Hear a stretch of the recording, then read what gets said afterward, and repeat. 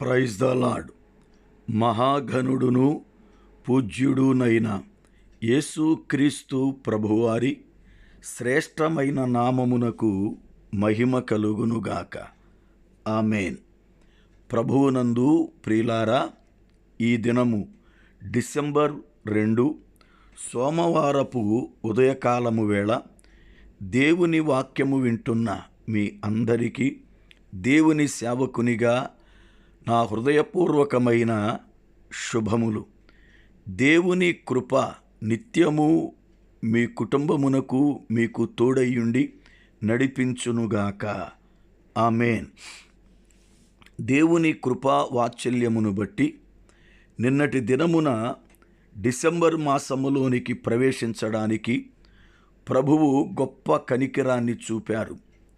ఆత్మ సంబంధులైన బిడ్డలు చక్కగా ఆరాధనకు వెళ్ళి, మొదటి దినమే పునరుద్ధాన దినము గనుక గడచిన మాసము కొరకై నిండు హృదయముతో కృతజ్ఞతాస్తుతులు చెల్లించి, ఈ మాసమును బట్టి కూడా ప్రభువుని ఘనపరచి ఆయన జీవము గల మాటలు విని ఆశీర్వదించబడి ఉంటారు.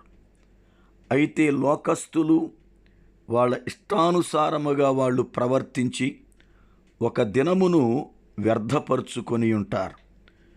ప్రియులారా, ప్రభువు మనకు అనుగ్రహిస్తున్న ఒక్కొక్క దినము ఎంతో శ్రేష్టమైనది.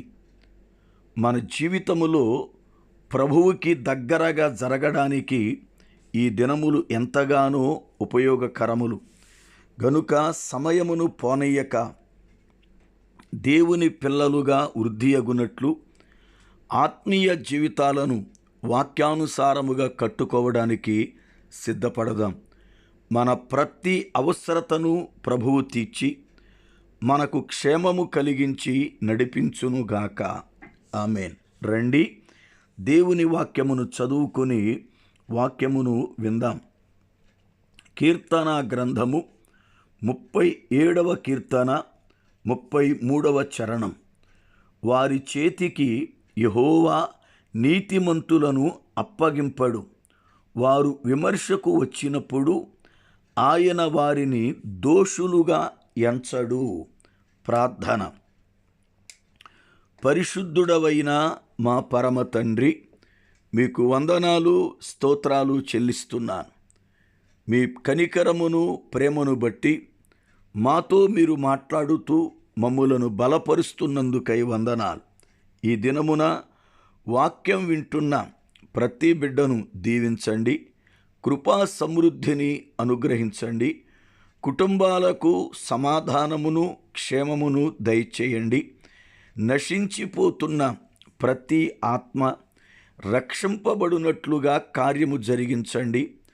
మేము మీ ఎదుట ఉన్నప్పుడు ఏ రీతిగా ఉంటున్నామో మా ఆత్మీయ జీవితాలు బయట కూడా ఆ రీతిగానే ఉండుటకు సహాయము చేయమని యేసు నామమున ప్రార్థిస్తున్నాను పరమ తండ్రి. ఆమేన్. దేవుని లేఖన గ్రంథములో నిన్నటి దినమున భక్తిహీనులైన వారు నీతిమంతులను చంపజూస్తున్నారు అనే మాటను ధ్యానము చేశాం. అయితే ఈరోజు లేఖనములో దేవుడు నీతిమంతులైన వారిని వారి చేతికి అప్పగించడు అనే మాటను చదువుకుంటున్నాం. భక్తిహీనులైన వారు నీతిమంతులను చంపాలి అని అంటే దేవుడు ఆ అవకాశం వారికి ఇవ్వాలి. దేవుడు అప్పగించకుండా ఏ మనుషుడికి ఎలాంటి కీడు ఎవరు తలపెట్టలేరు.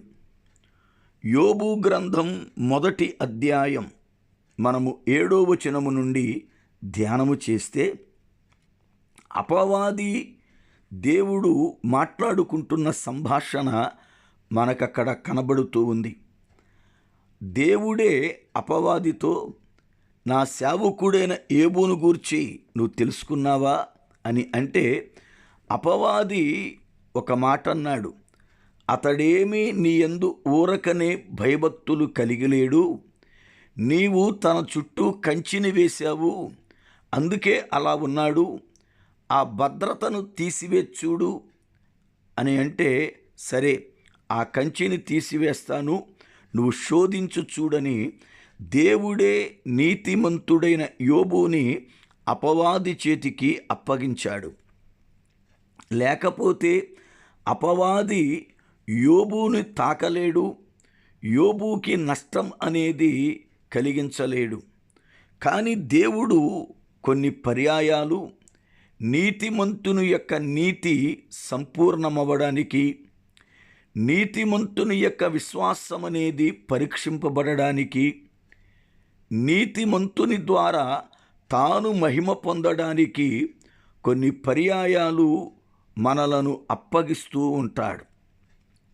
అప్పగించబడినప్పుడు మనకొచ్చే శ్రమలు, మనకొచ్చే శోధనలు, మనకొచ్చే విపత్తులను బట్టి మనమెంత దృఢముగా నిలబడతామో, ప్రభువుకి సాక్షిగా ఎలా బ్రతుకుతామో ఇవన్నీ కూడా ప్రభువు చూస్తూ ఉంటాడు.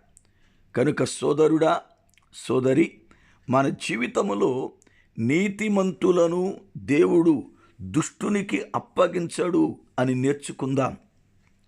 అంతేకాదు, ఒకవేళ అప్పగించాడు అనంటే నీ ద్వారా ఆయన ఘనత పొందడానికి, నిన్ను హెచ్చించడానికి, నీ విశ్వాసమును స్థిరపరచడానికి అన్న సంగతిని మరచిపోవద్దు. ఎందుకంటే మనకున్న బలహీనతలను బట్టి చాలా పర్యాయం దేవుడు నాకు అన్యాయము చేశాడు, దేవుడు నన్ను ఇలాగున విడిచిపెట్టాడు అని బాధపడుతూ ఉంటాం. దేవుడు ఏనాడు కూడా అన్యాయము చేయడు.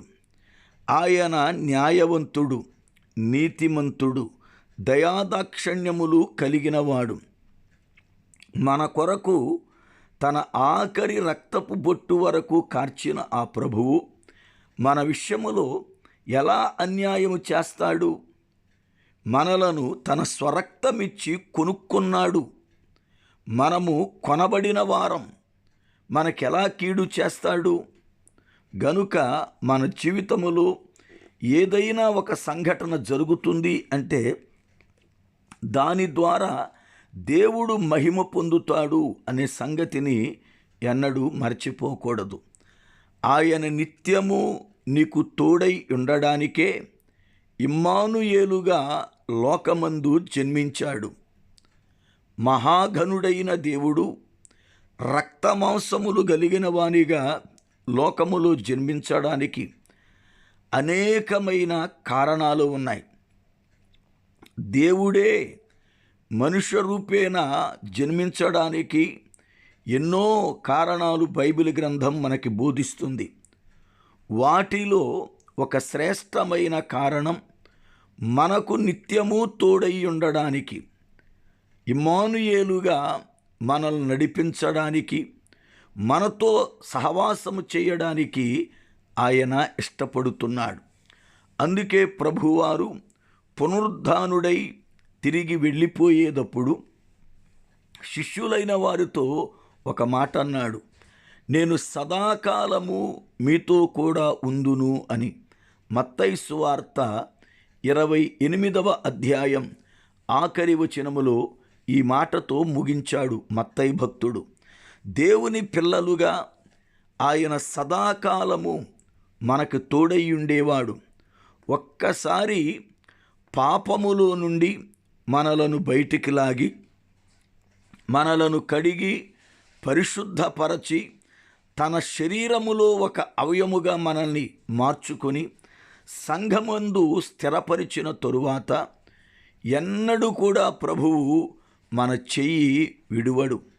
కానీ మనమే అనేక పర్యాయాలు లోకాశలకు, శరీర ఆశలకు, అపవాది ప్రేరేపణలకు గురి అయి ఆయన చెయ్యిని విదిలించుకుని పారిపోతూ, పడిపోతూ, మలినమైపోతూ ఉంటాం. ప్రభువు కనికరపడి మరలా మనలను లేపి మాలిన్యాన్ని కడిగి చెయ్యపట్టుకుని నడిపిస్తూ ఉంటాడు. అందుకనే కీర్తన గ్రంథమునందు అతడు చెయ్య పట్టుకున్నాడు గనుక అతడు పడినను లేవకయుండడు అని కీర్తనాకారుడు దేవుణ్ణి స్తుతించాడు. దేవుని పిల్లలుగా ప్రభువు మనలను విడువడు అన్న సంగతిని మనము జ్ఞాపకం చేసుకుందాం. మన విశ్వాస జీవితానికి అది తొలిమెట్టు. విశ్వాసం అనేదే అనేకమైన అద్భుత కార్యాలు మన జీవితములో జరిగించడానికి మూల పునాది.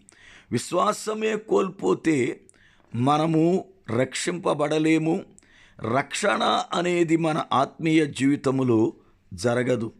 గనుక దేవుని పిల్లలుగా నీతిమంతులైన వారిని ప్రభువు దుష్టుని చేతికి అప్పగించడు అన్న సత్యాన్ని గ్రహించి నీతిమంతునిగా బ్రతకడానికి మనము మన మనసు అనే నడుమును కట్టుకుందాం.